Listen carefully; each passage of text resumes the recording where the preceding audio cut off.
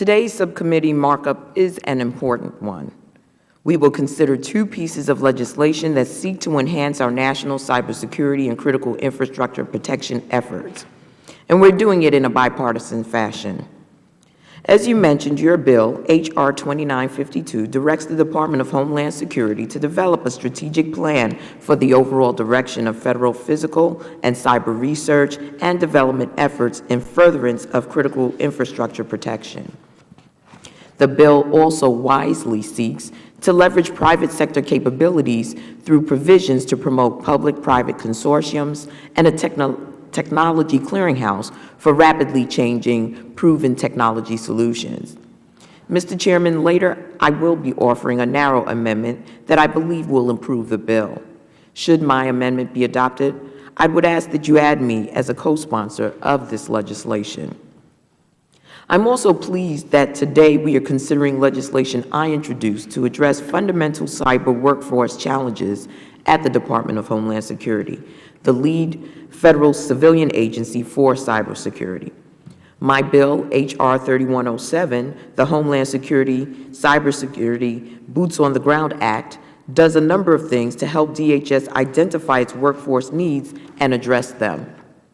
Today, many of the department's top cyber positions are filled by non-permanent contractors, and DHS reports having difficulty competing with other executive branch agencies and the private sector for talent. In an effort to address DHS's workforce challenges, the department asked the Homeland Security Advisory Committee to assemble a task force on cyber skills to provide recommendations on the best ways DHS can foster the development of a national security workforce and how DHS can improve its capability to recruit and retain cybersecurity talent. The Homeland Security Cybersecurity Boots on the Ground Act seeks to address a number of the task force's key recommendations. Specifically, it requires DHS to develop and issue comprehensive occupation classifications for the department's cybersecurity missions and make these classifications available to other federal agencies. Cybersecurity is a complex mission for the department and requires a wide range of talent at all levels. Given the urgent nature of DHS's recruitment efforts, it is essential that the department have basic job classifications. The second key element of my bill is a requirement that the department assess the readiness and capacity of its workforce to meet its cybersecurity missions. DHS has to identify where positions are located, whether these positions are vacant, held by full-time employees, or contractors. The urgent need to fill critical national security positions often leads to an over-reliance on contractors.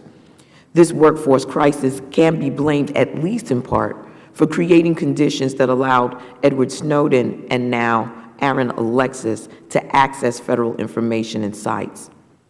Additionally, DHS has to report on the extent to which it has exercised special hiring authority to fill these positions.